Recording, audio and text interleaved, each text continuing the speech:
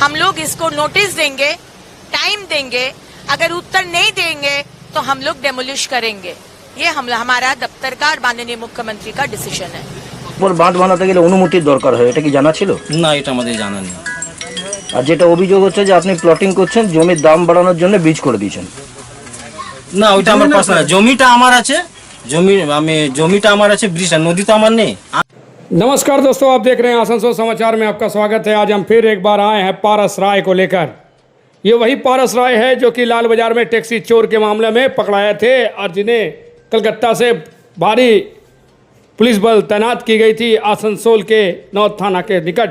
इनके हवेली पर, जिस हवेली के गाछ के नीचे से मिला था उस चेचिस नंबर और नंबर प्लेट, जिस नंबर प्लेट का चोरी किया था इन्होंने, इनके चाचा भतीजा ने मिलकर लाल बाजार में किया था टैक्सी चोरी का कारोबार।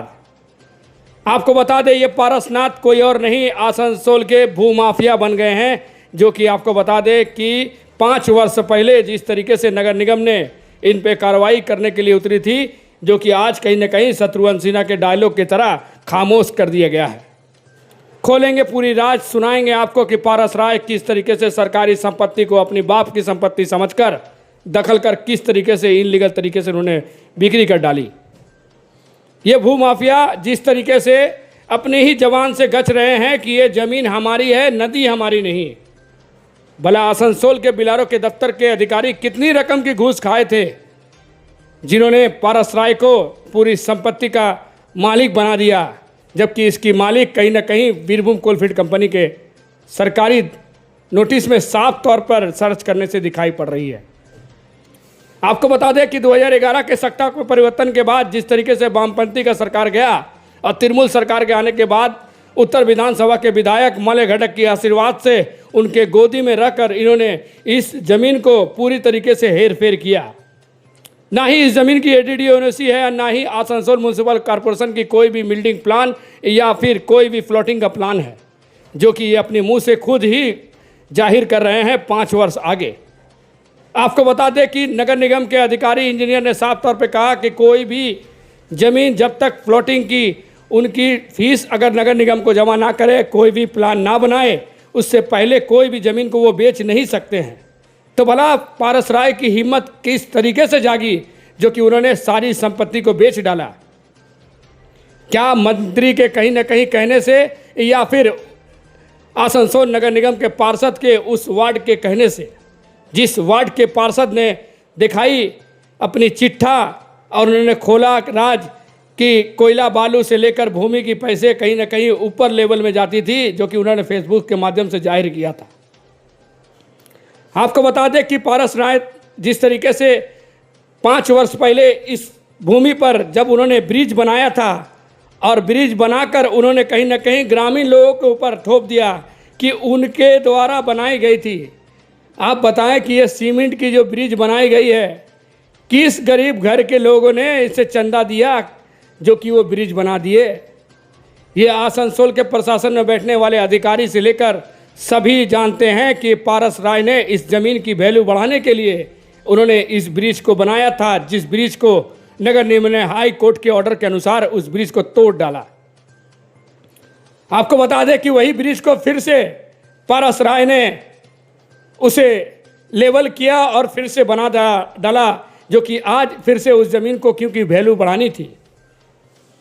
आपको बताते चले कि यही नहीं, इस पारस राय की ऐसी ऐसी चिट्ठा खुला है, इनके घर की लेकर पार्किंग से लेकर सब आपको एक बार दिखाएंगे आसनसोल समाचार में कि ये कोलकाता का लाल बाजार का टैक्सी चोर आसनसोल का भूमाफिया कैसे बन गया।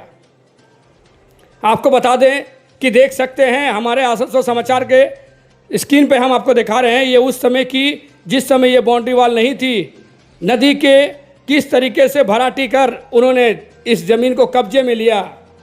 और जिस तरीके से नगर निगम के अधिकारी ने 5 वर्ष आगे बयान दिया था, आज वो अधिकारी क्यों खामोश है? कितनी रकम की घूस लेकर वो नगर निगम में चुपचाप बैठे हैं? इसके ऊपर इंक्वायरी क्यों नहीं हुई?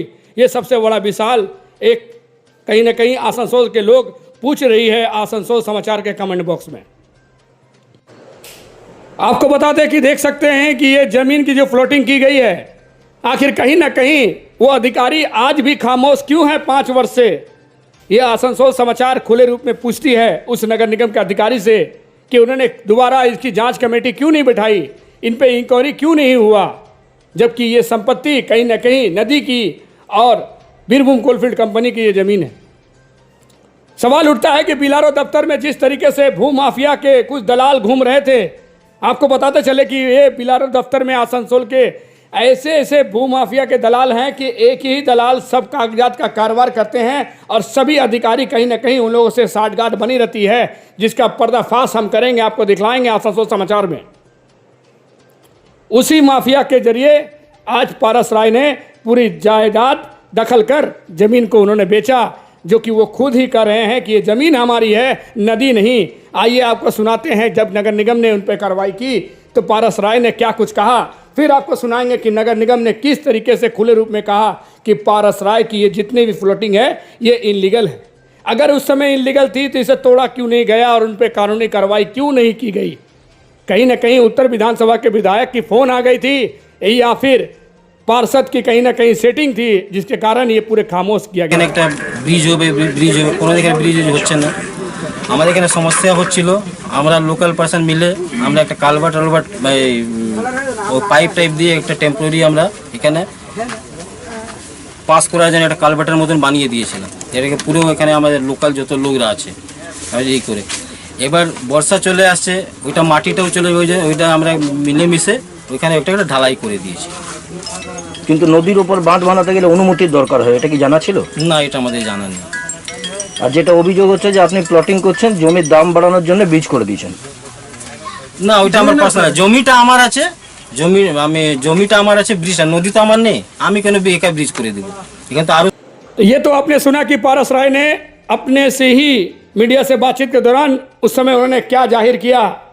अब सवाल उठता है नगर निगम के ऊपर कि क्या एक ब्रिज को बनाने के लिए जिन्होंने बताया कि ब्रिज को हमने बनाया है, क्या ब्रिज को बनाने के लिए आखिर कौन से ग्राम के कौन से ऐसे बड़े दिग्गज व्यवसायी या कोई बड़े हिटलर थे जिनकी रकम से ये ब्रिज बनी।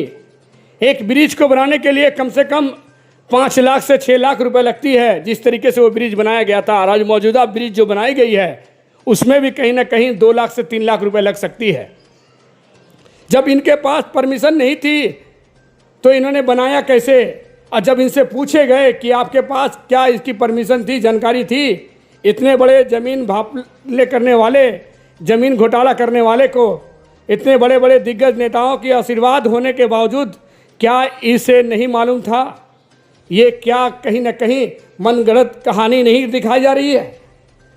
सवाल खड़ा होता है आसनसोल समाचार के देखने वाले दर्शक के ऊपर कि आप हमारे कमेंट बॉक्स में बताएं कि क्या वाकई में पारस राय ने जो कहा है वो सही है। आपको बताते चलें कि ये ब्रिज हाई कोर्ट के निर्देश के अनुसार अमर चटर्जी ने ऑर्डर किया था और पूरी तरीके से उस ब्रिज को क्षतिग्रस्त की गई थी, जो कि नगर निगम से ये ऑर्डर पास की गई थी बोर्ड मीटिंग में, जबकि चेयरमैन ने उसे घोषणा किया था और इंजीनियर ने आकर उसे पूरी पुलिस बल के तैनाती कर उसे पूरी तरीके से क्षतिग्रस्त किया। आज फिर से पारस राय ने तिरुमुल में, क्योंकि उस समय भी विधायक थे, उनकी आशीर्वाद थी, जिसके कारण फिर से उन्होंने ब्रिज बनाया। आज पूछना चाहते हैं आसनसोल नगर निगम और सरकारी अधिकारियों से कि आज इस नदी को कहीं ना कहीं ब्रिज बनाकर जो पानी का धार को, रफ्तार को कम करके आज आसनसोल में कहीं ना कहीं ओवरफ्लो होती है और बाढ़ की स्थिति होती है और रेल पार में जिस तरीके से एक एक घर में पानी घुसती है और जिस तरीके से लोगों की मौत हुई है, क्या उस मौत की जिम्मेवार आसनसोल नगर निगम के हुए अधिकारी लेंगे या फिर पारस राय के ऊपर होगी? ये कहीं ना कहीं सवाल खड़ा होता है। आपको बता दें कि अब हम आपको सुनाएंगे आसनसोल नगर निगम के अधिकारी की वो बयान, जिन्होंने साफ तौर पे कहा कि बिना कोई प्लान का, बिना कोई कागजात का एक भी ज़मीन वो बेच नहीं सकते। तो आज भला बिना एनओसी और बिना एडीडीए प्लान की ये पूरी संपत्ति इन्होंने बेचा भी और सरकारी माल को भी बेचकर जिस तरीके से आज पारस राय गद्दी की भोग ले रहे हैं, क्या आसनसोल में भारतीय जनता पार्टी की जीत के बाद, 9 सीटों में जीत के बाद, क्या विधायक अब इन पे कार्रवाई करेगी या फिर डीएम में बैठे अधिकारी कहीं ना कहीं जिला शासक की ओर से इसे नोटिस दी जाएगी, ये सबसे बड़ा सवाल खड़ा होता है आसनसोल नगर निगम के ऊपर भी। आइए आपको सुनाते हैं इंजीनियर ने क्या कुछ कहा।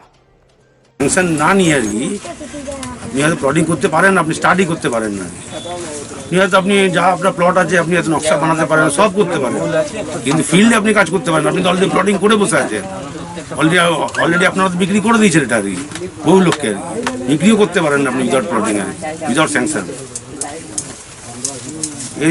এই ব্যাপারে আপনি কি বলবেন ওনাকে জিজ্ঞেস করুন। দাদা ব্রিজের কি পজিশন হলো লাস্ট পর্যন্ত, কি আপনাদের কাছে কি নির্দেশ? ব্রিজে যেরকমভাবে আমাদের কাছে নির্দেশ ছিল যে এখানে প্লটিং হচ্ছে, তারাই এখানে ব্রিজ বানিয়েছে আর কি, ঠিক আছে। এখন আমরা এখানে যখন এলাম আর কি তখন দেখছি যে এখানে সব গ্রামের লোকগুলো এসে বলছে আমলোক বানায়। তাহলে এইটা একটা আমাদের দেখার ব্যাপার আছে যে ভাই এই ব্রিজটা আদৌ এখানে দরকার আছে না, এই ধরনের ব্রিজের নিয়ে এদের কোনো কাজ হবে, সেটা ওনাদের অন রিকোয়েস্ট ওনাদের অথরিটি যা ডিসিশন নেবে সেই অনুযায়ী আমরা করবো আর কি। এখনো পর্যন্ত আপনাদের কাছে কি খবর, প্লটিং বৈধ না অবৈধ? এখনো পর্যন্ত তো আপনার অবৈধ আর কি, যেহেতু এটা। तो आपने सुना कि इंजीनियर के अधिकारी ने क्या बयान दिया, क्या कुछ कहा। सवाल खड़ा होता है कि जब एक सरकारी इंजीनियर साफ तौर पे कह रही है कि बिना प्लान का, बिना परमिशन की ये एक ज़मीन में कील भी नहीं मार सकते, तो भला बाउंड्री कर बेचे क्यों?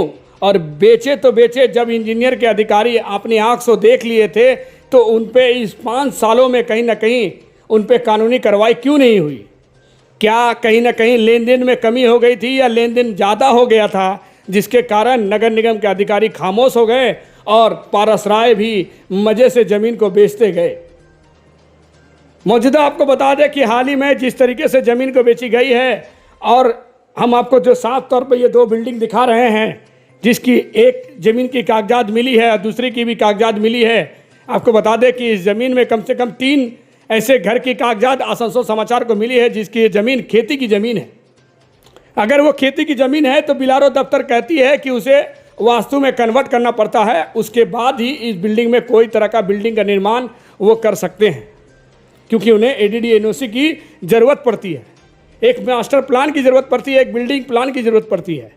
आपको बता दें कि जो हमारे हवाले से खबर मिली और जो कागजात हमारी है, इससे साफ तौर पे कहा जा सकता है कि ये पुतुल घोष की जो संपत्ति जो देख रहे हैं ये कहीं ना कहीं इलीगल है, और नगर निगम कब ये इमारत को तोड़ेगी, ये कहीं ना कहीं सबसे बड़ा विषय सवाल खड़ा हो रहा है। जो ज़मीन पारस राय ने उन्हें बेची थी, आपको बता दें कि इस ज़मीन के ठीक सामने एक अधूरी बिल्डिंग जो खड़ी है 2 तल्ला इमारत, वो भी कहीं ना कहीं उसके भी मास्टर प्लान नहीं है, और बिना प्लान और ADDA की इनलीगल इमारत जो खड़ी है कहीं ना कहीं आसनसोल नगर निगम के दरवाजे में उस फीस देने वाले अधिकारियों के ऊपर सवाल खड़ा होता है कि आम जनता की नहीं देने पर इतनी बड़ी कार्रवाई हो जाती है, भला इनकी क्यों नहीं हुई? ये सबसे बड़ा सवाल उठता है आसनसोल नगर निगम के मेयर के ऊपर और उन इंजीनियर के ऊपर जिन्होंने कहीं ना कहीं 5 सालों से अपनी मुंह बंद करके बैठे थे। आपको बता दें कि इस ब्रिज को इसलिए निर्माण किया गया था कि इस ब्रिज को बनाकर कहीं ना कहीं उस ज़मीन की वैल्यू बढ़ाई जाए और उसे ऊंचे दाम में बिक्री कर सके। लेकिन आसनसोल समाचार जब पारस राय की इस ज़मीन की बेवड़ा निकाली तो पता चला कि इनकी कहीं ना कहीं ये व्यू माफिया बनकर ये संपत्ति जो कि आज 106 जो नदी की पार है और 107 जो है कहीं ना कहीं नदी में है, जो कि बिलारो के दफ्तर से सूत्रों के माध्यम से कहा जा रहा है, और हम आपको साक्षात कागज़ दिखला रहे हैं। आप अगर सर्च करेंगे तो आज भी आप नेट में देख पाएंगे कि ये ज़मीन की पुष्टि क्या कहला रही है। आपको बता दें कि वामपंथी की सरकार जाने के बाद जिस तरीके से तृणमूल की सरकार बनी, उसके बाद ही इस भूमि में कार्य शुरू किया गया और मंत्री मलय घटक की आशीर्वाद मिली, जिसके बाद RS से जो LR का रिकॉर्ड हुआ, उसी समय जो RS की रिकॉर्ड जो लिखित तौर पे थी, उस समय पारस राय ने कुछ रकम देकर उन्होंने उस कागजात की लिखित छीड़ कर फेंक दिया था, जिसके कारण आज रिकॉर्ड में कहीं ना कहीं हेरफेर हुई और कुछ रकम का घोटाला हुआ था। आसनसोल समाचार खुले रूप में चुनौती देकर कहती है कि आसनसोल कोर्ट के जज की ऑर्डर सीट हो और एक हाई लेवल की कमेटी बिठाई जाए और ED CBI की इंक्वायरी हो और इस ज़मीन की पूरी बेवड़ा निकाले जाए तो दूध की दूध पानी की पानी हो जाएगी। ये कहीं ना कहीं जिस आसनसोल समाचार ये साबित करती है कि ये ज़मीन पारस राय की नहीं, नदी की, और कहीं ना कहीं वो ज़मीन कोल बीरभूम कोलफील्ड कंपनी की ज़मीन है, जो कि कागजात चीख कर कह रही है। आपको बता दें कि खोलेंगे राज, कल हम आपको दिखलाएंगे कि पारस राय की जहाँ पर भूमि है, जहाँ पर वो निवास स्थल है, जहाँ वो रहते हैं, वो भी कहीं ना कहीं उनकी नहीं है। उसमें भी कहीं ना कहीं गुप्ता परिवार का 10 कट्टा है, तो कहीं ठाकुर परिवार के उसमें भी संपत्ति है। और आसनसोल नगर निगम के चेयरमैन के दादाजी के नाम पर कृष्णालाल चटर्जी की भी वहाँ पर संपत्ति है, जो कि आपको बता दें कि चीख कर कागजात चीख कर कह रही है। दिखाएंगे पारस राय की वो पूरी सच्चाई। तब तक आप सुने कि अग्निमित्रा पाल ने कोलकाता में किस तरीके से क्या बयान दिया था, और इस बयान के कहीं ना कहीं साफ तौर पर साबित होता है कि पारस राय की ये संपत्ति कहीं ना कहीं अब जब्त होगी। और कहीं ना कहीं जिसने भी नेता, मंत्री और अधिकारी साठगांठ बनाए थे, क्या उन पर कानूनी कार्रवाई होगी? ये आसनसोल समाचार कहीं ना कहीं अब समय की अपेक्षा कर रही है कि बंगाल में जो जो लोग ऐसा इलीगल घर बनाए हैं, तृणमूल को हाथ में लेकर, विधायक, सांसद, काउंसिलर को हाथ में लेकर, कैश और काइंड में डील करके लोगों को ठग कर हम लोग इसको नोटिस देंगे, टाइम देंगे। अगर उत्तर नहीं देंगे तो हम लोग डेमोलिश करेंगे।